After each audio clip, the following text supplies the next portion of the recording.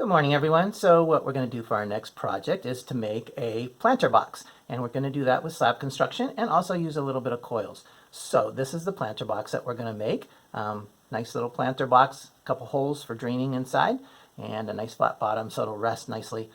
You can either build a catch or we can just have it sit on the ground. So that's our finished project. The way we're going to start this is I have some templates on my desk.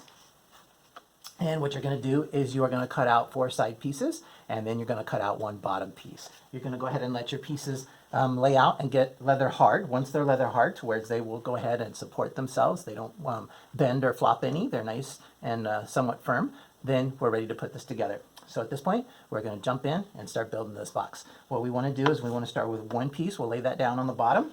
And what we're going to be doing is taking the second piece, another side, building on top of it. And then we'll take another piece, build on top of that, and then finally the last piece on top. So we're going to build all 4 sides first, then we're going to set it on top of our bottom piece and attach the bottom. So don't try and build onto the bottom as you go, because you probably not get the angles right and it won't match up. We're going to go ahead and build the 4 sides first. So off we go.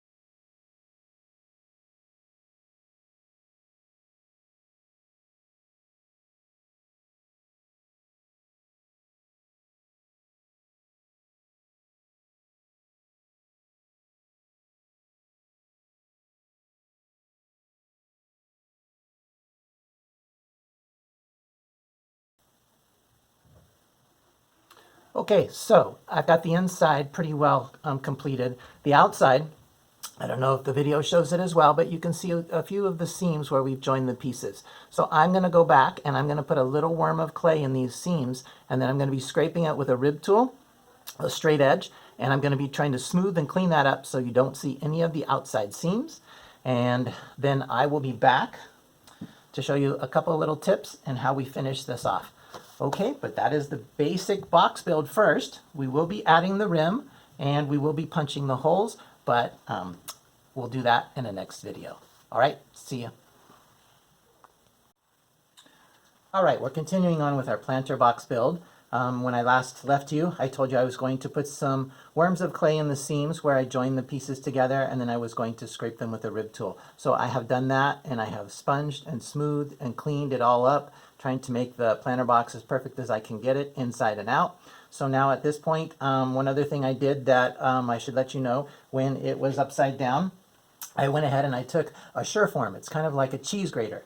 and it works really good to shave off pieces of clay or bits of clay as long as your clay is leather hard. You don't want to use this while your clay is really moist and soft because it just clogs it up. And so when I put the bottom on, I had just a slight little overlap here, and I wanted to have it match the angle of the slant of the piece. So I took the Surform and I just basically shaved off a little bit of clay, or grated it off as you would on all four sides, to get this to have the nice shape and the nice angle. So these are really nice. If you want to use them, you can. You could probably get the same effect by taking a rib tool and scraping the side of it, or a ruler or something that has a straight edge, but the Surform is really quick and easy to use. So at this point, we want to go ahead and we want to now add the little rim or the lip around the top. And so what we're going to do is we're just going to make a coil outside using the extruders, and we're going to cross hatch and slip and put it onto here. So I've made a rather long coil. I'm going to try and do this all in one piece. You could piece it side by side, section by section, and use 4 separate coils rather than one long one, but I'm going to see if I can get by with doing it with just one. So I'm going to take my fork, or you could use your needle, whatever you want, to go ahead and cross hatch this upper rim on the outside.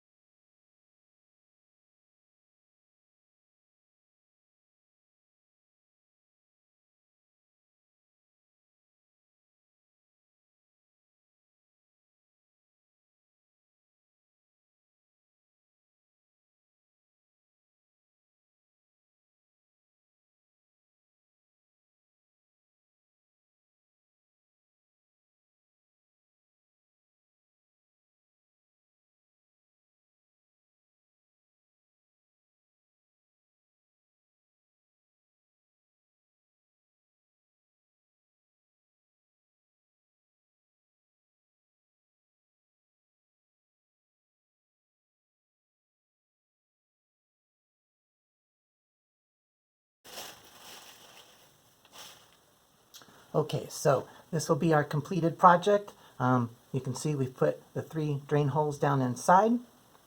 And again, you want to make those holes big enough that as the clay fires and shrinks, and then you put a coat of glaze on it and it shrinks yet again, we want those big enough that it's going to be able to drain. So about the size of a nice, I guess you might say, jumbo straw, the kind you get it in and out when you get a drink. Or again, if you come see me, I can give you the metal hole punch. But that will be our finished, completed planter box. Now, at this point, if you want, you can decorate the outside. You could carve designs into it. You could cross hatch and slip and attach pieces to it. You could add some sort of texture by impressing into it. It's entirely up to you, or you can leave it simple and you can just leave it a nice smooth surface. Okay, I think that's about it. Hope you guys enjoy working on your planter box. All right, guys, quick little update on my planter box to finish off the video. You can see that I made one planter box here that is rather plain, simple, just left it with smooth sides. And then I wanted to show you the second one, the one that I've actually been building for the video. I decided the other day to go ahead and try and add some texture to it, to go ahead and switch it up and give it a little more interest. So what I did is I took one of these little loop carving tools and I used the rounded end, and I basically just carved out little chunks, and I just kind of went row by row by row and gave it this different texture. So I wanted to go ahead and show you that in case you decide that you want to do something different to decorate yours. I also took just a round wooden dowel rod and I impressed into the sides of the rim, just again to give it a little more character, maybe a little more interest than just the plain planter box. So hopefully that gives you some ideas and helps you in finishing off your planter box. You're more than welcome to just leave it plain and smooth, but just do your best to really finish it off, smooth things out, make it look as perfect as you can.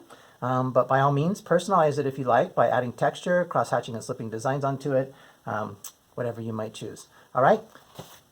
Have a great day.